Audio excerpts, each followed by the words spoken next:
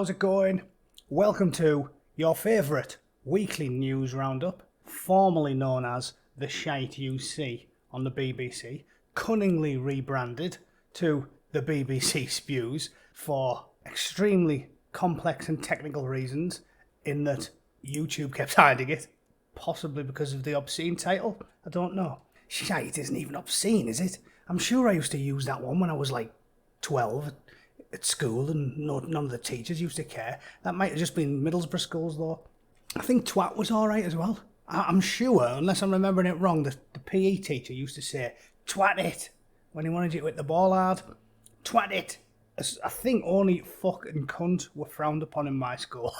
But maybe I'm wrong. I'm sure the headmaster called me a little cunt once and all. Personified in this case by a horrible cunt. It does stun me. This story, first of all, when it burst onto the scene, it was like live, breaking news. BBC says sorry over racial slur, like all the shit that's going on in the world, the death and misery and suffering that's going on all around the world. And their number one headline is, BBC says sorry over racial slur in news report. It does baffle me that they think that's the most important thing we're dealing with in fucking 2020. And I think it is the soft racism of low expectations. Like, they do think a lot of black people are just need to be coddled. Again, because I don't think they know any. Working upper middle class wankers that work for the BBC, they don't fucking know any. Like, who gets all the immigrants? Middlesbrough. Remember that famous story? Why does Middlesbrough have the most asylum seekers? Well, I'll tell you why, because it makes them fucking feel at home. Well, I think that was the plan. They thought, oh, that'll make them feel at home. They didn't realise that as soon as they got off the bus, took a quick look around fucking Linthorpe Road, and when they saw the fucking dead babies outside Netto, they'd have a fucking flashback and go, take me back to Baghdad, father. Take me back to Iraq, where it's safe. Not the best place for them. But it is funny, isn't it? My old fella used to always whinge whenever they came on the fucking TV. You know, this when I was a teenager. And they'd be like, oh, another 1,000, you know, this was in the 90s, it'll have been like Iraqis or Ethiopians or whatever the fuck Somalians are coming over. And my old fella would always be like, we'll be getting them, we'll be sending them all up here. And I used to chuckle at his cynicism when I was 50. And I was like, heh, mean old Dave, he thinks the world's against us. It fucking turned out to be true. They do send them all, they send them all to the rough towns up north. Because fucking upper crust twats in £2 million houses in leafy shires in the home counties, they don't want to see 400 Somalians in the queue when they go do the shopping at fucking Waitrose. They don't want to be clogging up their nice private dental practitioner when they want to go and get their teeth cleaned.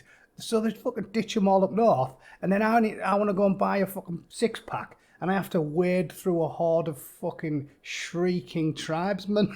It's fucking mental. So everything he said was true. I'll tell you why, because it's a dump. That's why. And they do it on purpose. So it's fucking our problem and not theirs. The bastards. No wonder they don't give a fuck.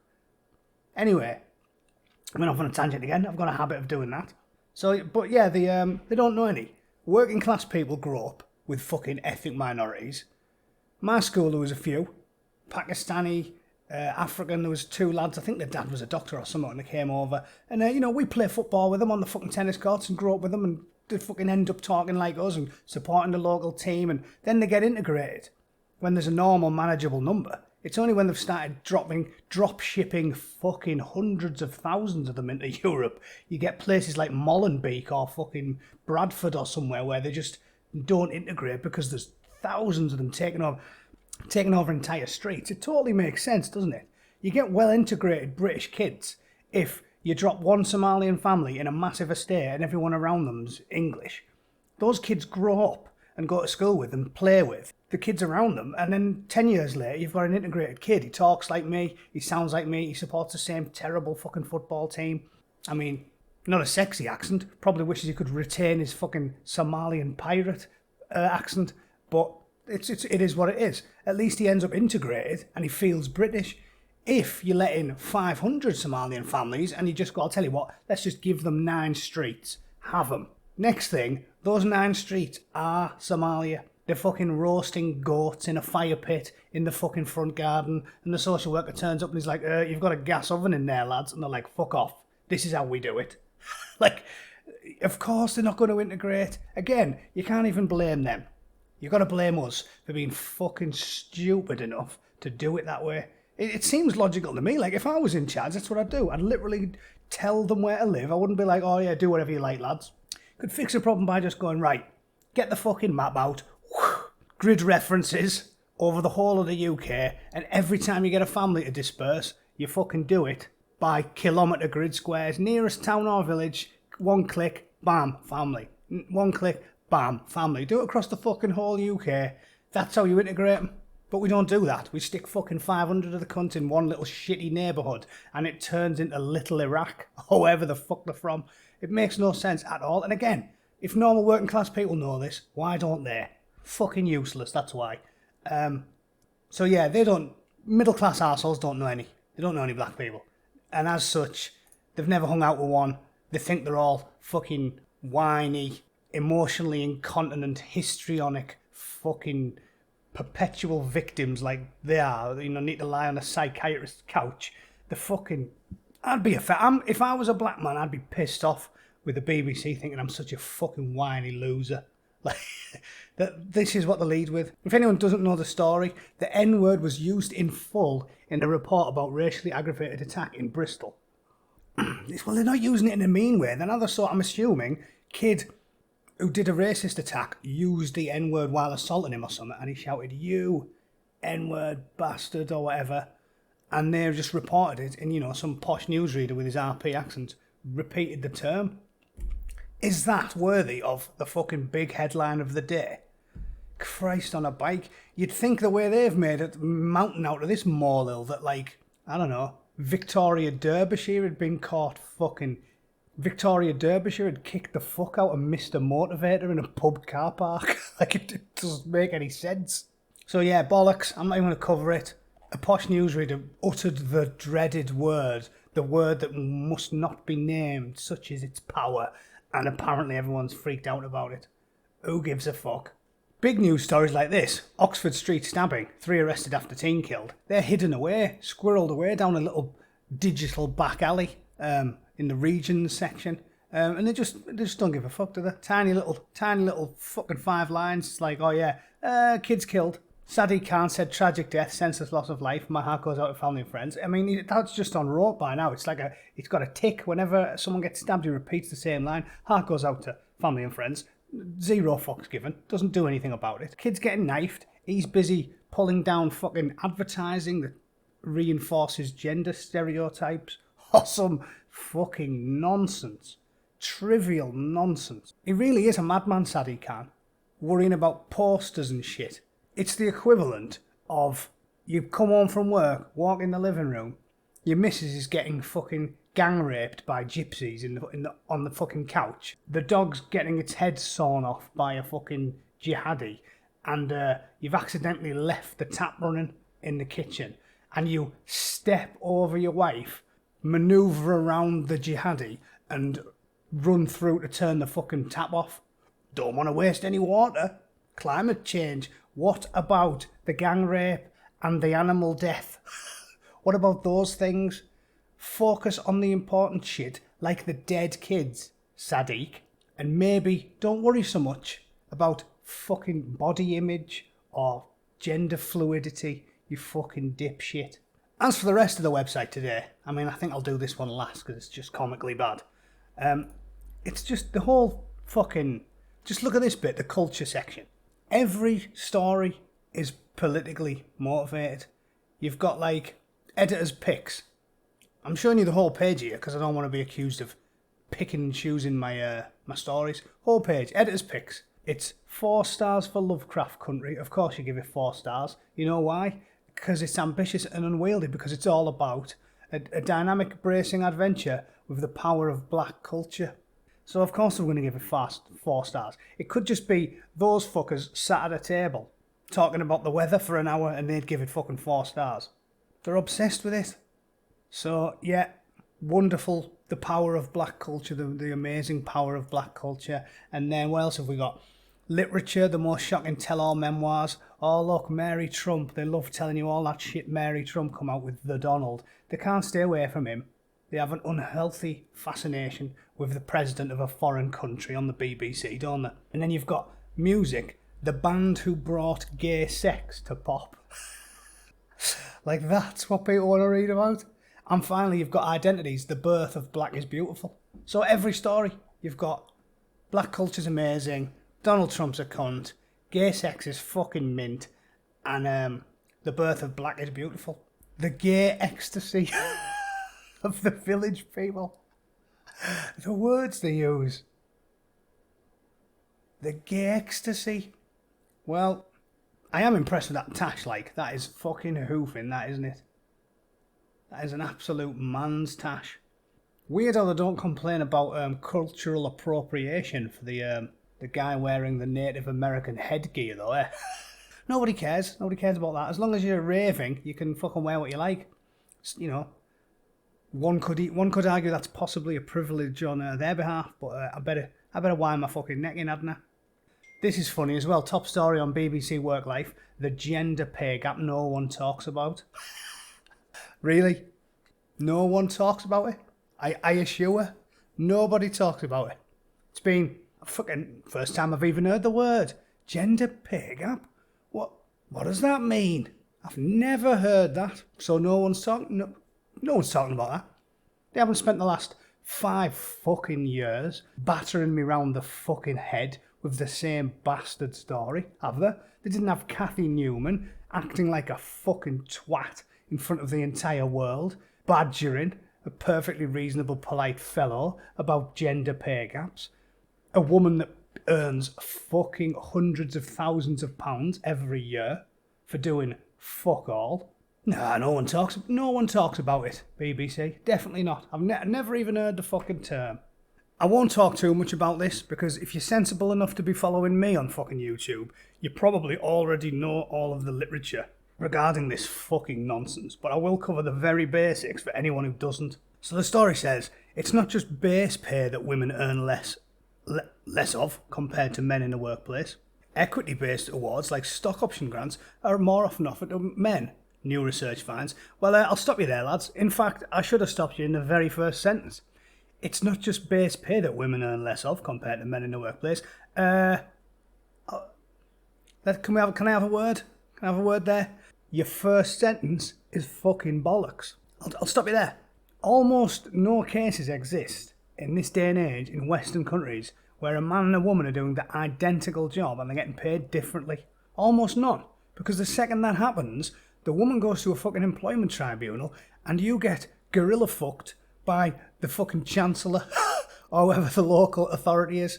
They're coming in dry. They will drive it straight through the back of your jeans and hump your business dry if you do that. And we all know this. So it just doesn't happen. If me and a woman are doing the identical job in a call centre, I'm not just getting fucking 12% more money than or whatever it is. It doesn't happen. So, bollocks in your first sentence. All they did to get them figures is they literally just got the entire workforce, pulled them all together, added them up by gender, and then went, look at that. Men earn 12% more, or whatever the fucking figure is.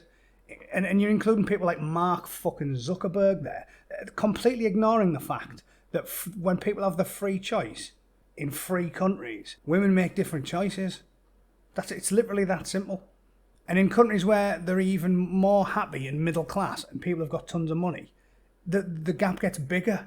And again, it's common sense. I don't want to use all the science or link you a Jordan Peterson video. Let's just talk about it from a common sense perspective. If you're skinned and you grow up skinned, it makes you ambitious because you're like, I don't want to live in a cupboard ever again. My mate Jude, who's an Indian engineer, makes a fucking fortune and he owns gas stations and shit. He's loaded because he's driven. Me, I'm lucky. I was born and raised in England. I've never been totally broke. Like, even in the borough, I was always fed. So I'm not as ambitious as he is. I've never been starving. Sure, I lived in Middlesbrough, but I still had a bed. Like, it's never been that bad for me. So I lack the drive. You go to places like India and China, people who grow up broke, they're the ones who come to America and make a fucking fortune because they don't want to go back to being skinned. Middle-class women in countries like Norway earn less, and they choose to earn less because they're so happy and confident because they've had a nice life. When they say, Daddy, Daddy, I want to be a primary school teacher, the dad goes, you do you, love. Chase your fucking dreams. They're making a conscious decision to earn less money. When a little Indian girl grows up in poverty and she manages to get a scholarship and come to America, she goes, motherfuckers, I'm studying electrical engineering. I'm studying physics. I'm going to make as much money as possible because I'm not going back to that fucking shoebox. Totally logical, isn't it? You don't need statistics, you just need a brain. So of course, in rich Western countries, women are always going to earn less. Because when a fucking posh middle-class white girl says, I want to be a fucking yoga instructor, they go, you do you, honey. And if you like Asian kids, because they make a fortune in America, the Asian community, because they're driven. If you say, Daddy, Daddy, I want to be a yoga instructor, he says, get out of the fucking house, you insolent fucking slut. You are going to be a fucking nuclear physicist, or you can fuck off and pay for your own college. And they go, okay, I think I'll just do yoga as a hobby. It's so logical. So as of July, women earn 84 cents for every dollar. Bullshit, Mr. Handman. They don't. That's just every man's dollar earned added up, and every woman's dollar earned added up. Boom, women get paid less. It's bollocks. If women were driven like men are, because of society, right? Men have to earn or they don't get fucking laid. They'd be up there. Zuckerberg and Jack Dorsey and fucking all the other cunts that make billions, they got there because they were driven to do it. Women can do that too. I mean, these are the same people who say women are held back in England. And a couple of years ago, we had Theresa May was the Prime Minister of the UK, Nicola Sturgeon was the Prime Minister of Scotland, Amber Rudd was the Home Secretary, the fucking Queen, you've got like that incompetent fucking Bulldyke was Cressida, was in charge of the Met. It's like the 5 most powerful women in the entire country, the 5 most powerful positions in the entire country were all women, all 5 of them. And they're still going on the BBC going, women, we need more power. It's like, you've got it. Ooh, all the bin men are fucking blokes. There's no arguing with them, is there? Prime Minister, Home Secretary, Chief of the Police, bin man. Who's got the power? Fuck me. So it's bollocks. And finally, with regards to stock grants and shit, that's going to be because women are more agreeable and nice, aren't they? My missus is much nicer than me. I'm an arsehole. Which of us is going to get offered? Which of us is going to fare better in a negotiation, right? She's going to be like, oh, thanks very much. That's good of you to offer me this. I'll be like, motherfucker, give me more.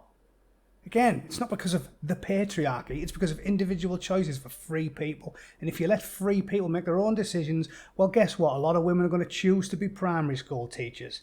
They don't earn as much money as aerospace engineers. Fucking sue me. So what a load of shit.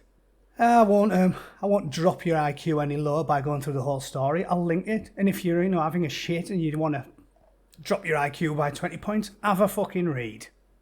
Moving on, or not, I've already heard enough about gay ecstasy, thank you very much. Should I delete Tinder? These millennials think so. Well, I'll answer this one for you guys. Don't need to read the story. Yeah. If you don't want to have a minge like a gutted fireplace, delete it. And men, if you don't want your cock to look like a fucking Cadbury's picnic, so warped and calloused be it at the end of the year, get rid of it. It's bad for your fucking brain. When I was young, you had to get a bit of confidence, you had to learn some social skills, you had to dance over to women in a club and say, all right, love, something corny, get your coat you've pulled. And they say, fuck off, fatty. But whatever, it's good for your mind to learn about rejection, effort, delayed gratification, all the stuff that's good for your brain. Tinder is the opposite. Why so many women have got a gash like a yawning hippopotamus because they don't have to try anymore. You can just get laid on a whim, but it doesn't bring you long-term happiness. I don't want to sound like a priest. I shagged about loads in my 20s, but you think it's going to make you happy.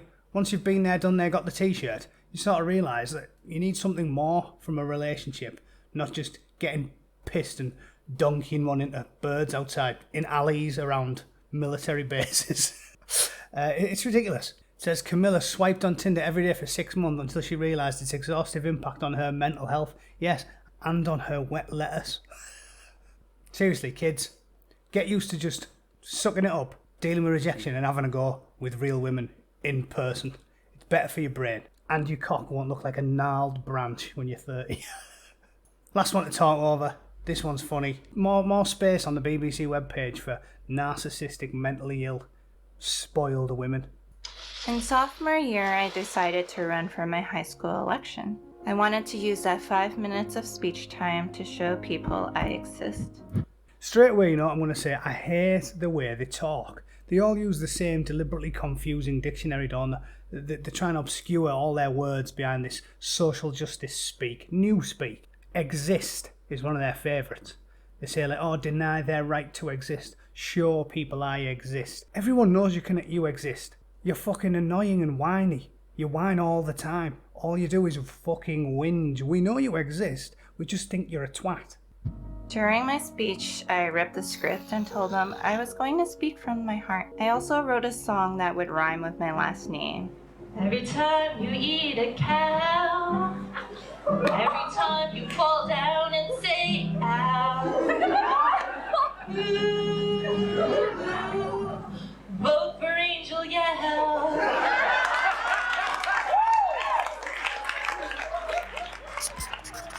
They're cringingly unfunny as well, aren't they? Do you remember when Prince Charles said, people get above the station, and everyone went, oh God, he's such a snob, why is he saying that? It's fucking right.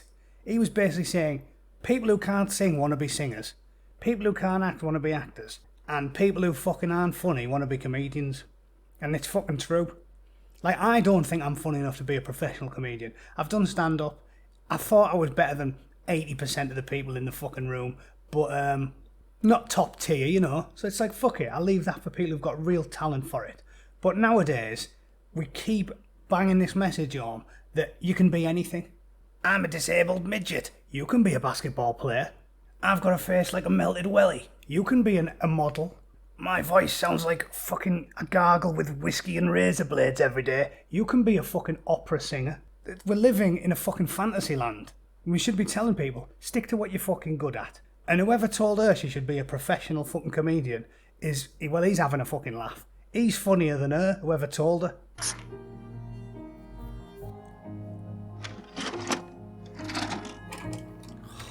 You know you can't tell right now. Identity. Being an Asian American. Fuck off. Why is it just put being a comedian with OCD?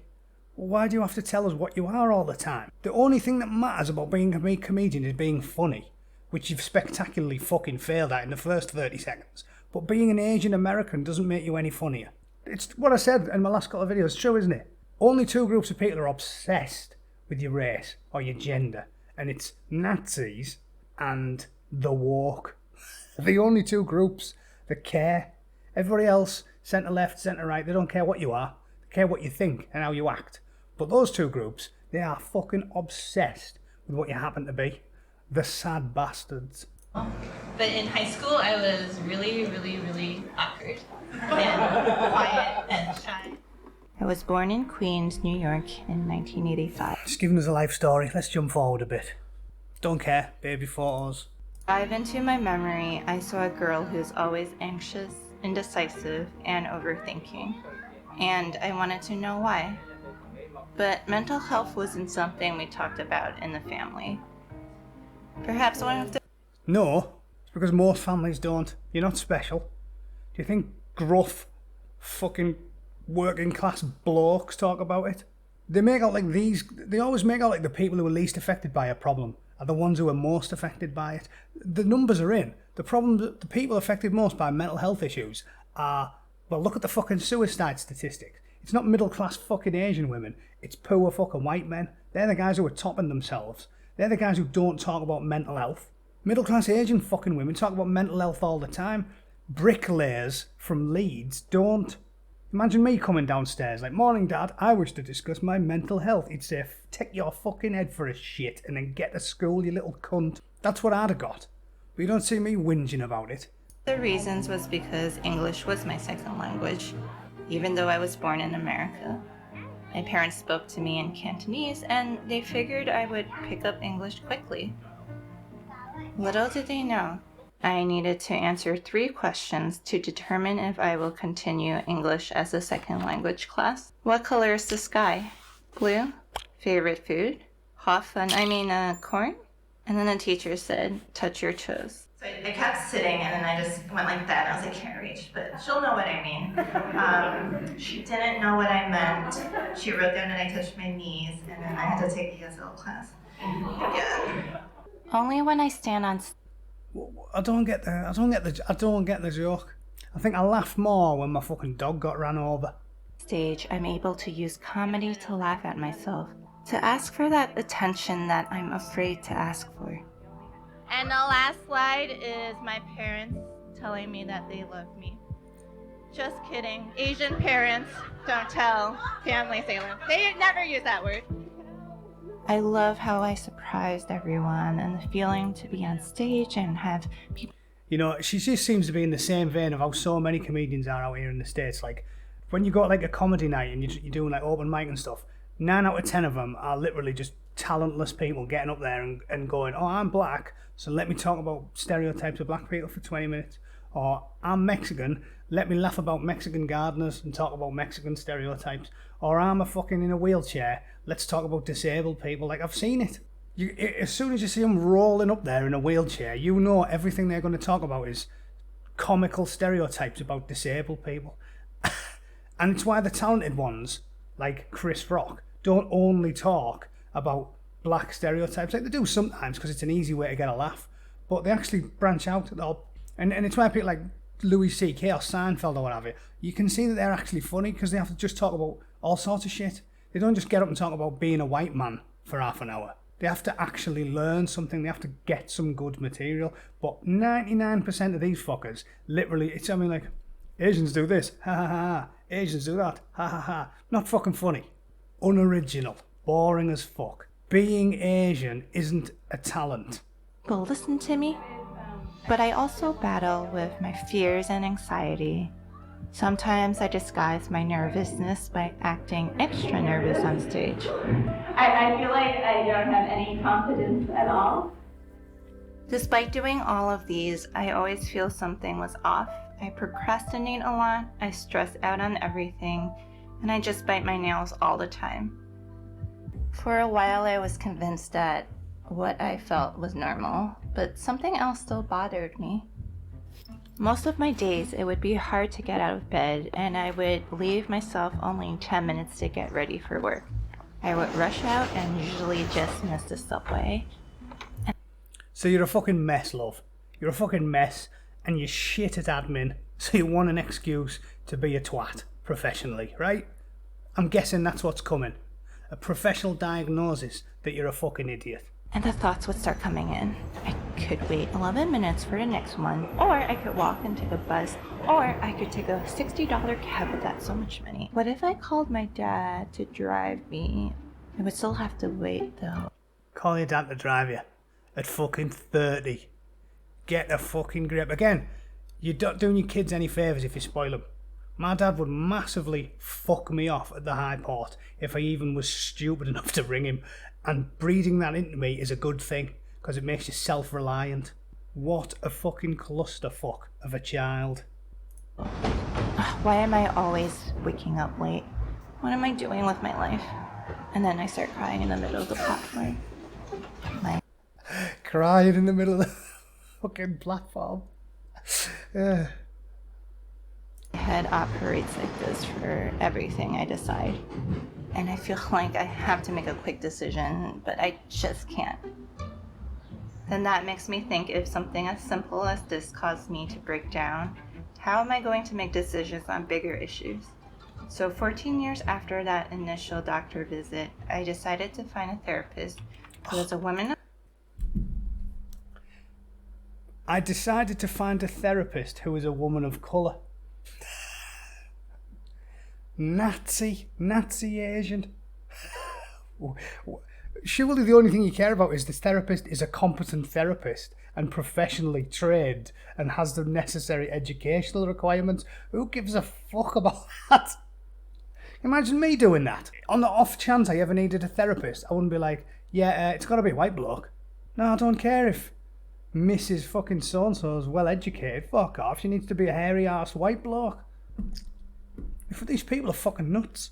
Of color and in my neighborhood. Only one name showed up, so I called her. Like, that's the world's fault. Only one name showed up. the world's fault. Well, no, it's your fault for being a fussy twat. If you just put psychiatrist, you get plenty of fucking options. Don't blame the world because you're a weird fascist, mentally ill Asian identitarian. 2 days later, I got my diagnosis from the psychologist test. There we go, now's the rub. You have anxiety. And she's like, great news, I'm off my fucking tits and I can blame everything on a laundry list of issues instead. Winner. Daddy, pick me up. I'll be living with you and Mom for the next 40 years. Fucking champion.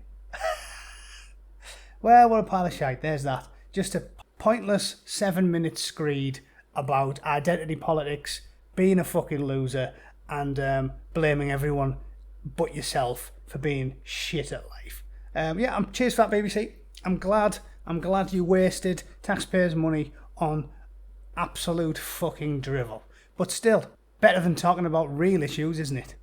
I think we'll knock it on the head for the week. Drivel, gay ecstasy, Tinder, someone said a naughty word, Middlesbrough's a shithole, and keep it quiet but somebody got knifed to death. Cheers. Thank you, BBC. Sterling effort, as always, lads. That's still my favourite lad. 6th of August 2020. The pay gap nobody one talks about. No one talks about it. Fucking only if you live in a fucking bothy on the Isle of Skye and you haven't talked to anybody else for 20 years because you're a fucking hermit that lives off the land. What a fucking load of shit. So yeah, total fucking drivel once again. Another week of not news, thanks to the BBC. Good job they only earn 150 to 200 grand a year each and get massive pensions because they tell us what's really going on in the world. Thanks for tuning in. I'll be back next week with more absolute fucking drivel that nobody needs to know or cares about. I read it so you don't fucking have to. Cheers.